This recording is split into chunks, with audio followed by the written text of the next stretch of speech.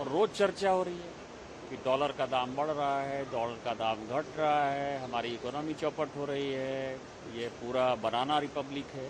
इस तरह की बात राहुल गांधी या कांग्रेस या विपक्ष करते रहते हैं। आज मैंने जो बातें कही हैं वो इस देश को जानने लायक कि फाइनली डॉलर पर हमारी निर्भरता क्यों आई, डॉलर और रुपये का क्या संबंध है। तो जब द्वितीय विश्व युद्ध में ब्रिटेन ने जो है अमेरिका का साथ लिया तो 1945 में उसने एक एग्रीमेंट साइन किया जिसे ब्रेटन वुड्स एग्रीमेंट कहते हैं। उसके आधार पर उसने एक टेम्पोररी जो है एक मेजर लिया कि पौंड में भी व्यापार होगा लेकिन डॉलर में भी व्यापार होगा। 1947 में भारत स्वतंत्र हो गया। जब स्वतंत्र भारत की सरकार में नेहरू जी के पास ये बातें आई तो 1949 में उन्होंने ब्रेटन वुड्स एग्रीमेंट पर साइन कर लिया।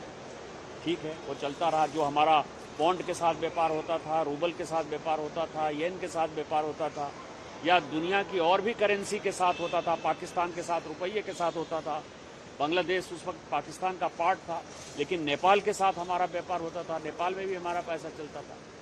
लेकिन बैलेंस ऑफ पेमेंट के लिए या व्यापार करने के लिए, इम्पोर्ट एक्सपोर्ट के लिए फाइनली हमने 1949 में एग्रीमेंट साइन कर लिया नेहरू ने।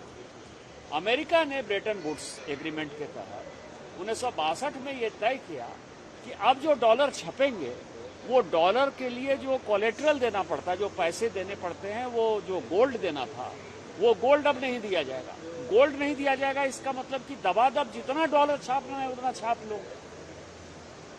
इसके बाद जो है इतनी कमजोर सरकार थी, क्योंकि चाइना युद्ध में नेहरू जी को जो है साथ चाहिए था। उन्होंने अमेरिका के कहने पर तिब्बत पे आक्रमण किया था, उन्होंने उस एग्रीमेंट पर साइन कर लिया। जब इंदिरा जी बनी प्रधानमंत्री तो उन्होंने कल 6 जून 1966 रुपये का डॉलर के प्रति डिवॉल्यूशन कर दिया।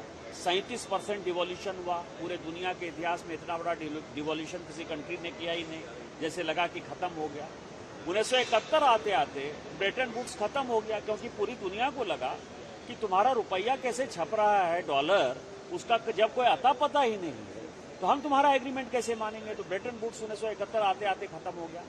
लेकिन इंदिरा जी उसको कंटिन्यू करती रही और आज 7 जून 1974 को उन्होंने, क्योंकि गेहूं भी चाहिए था तो अमेरिका से चाहिए था, कर्जा भी चाहिए था तो अमेरिका से चाहिए था, यदि कोई सामान खरीदना था तो अमेरिका डॉलर की आवश्यकता थी, IMF वर्ल्ड बैंक में अमेरिका का प्रभाव था। तो आज 7 जून 1974 को उन्होंने एक गुलामी के दस्तावेज पर साइन कर दिया। और मुझे लगता है कि कांग्रेस पार्टी को ये जवाब देना चाहिए कि फाइनली इस देश को आपने मूर्ख क्यों बनाया और डॉलर के साथ आपने भारत के भाग्य को क्यों जोड़ा, जिसके कारण कि आज डॉलर का ऊपर चढ़ना और उतरना भारत के लिए खतरनाक होता है और इसके जिम्मेवार आप। सर, बीजेपी का इतना स्ट्रॉन्ग परफॉर्मेंस भारत में चल रहा है, इंडिया अलायंस की कल बैठक होने वाली है, लेकिन अलायंस का आरोप है कि इंडिया अलायंस में है कौन है। अभी तो CPM कह रही है कि मैं पार्ट नहीं हूँ, मैं अभी रांची से आ रहा हूँ। झारखंड मुक्ति मोर्चा कह रही है कि हम दूसरा कैंडिडेट देंगे। DMK जो है वो अलग सीट पर बैठ गई। तृणमूल कांग्रेस का आता पता नहीं है।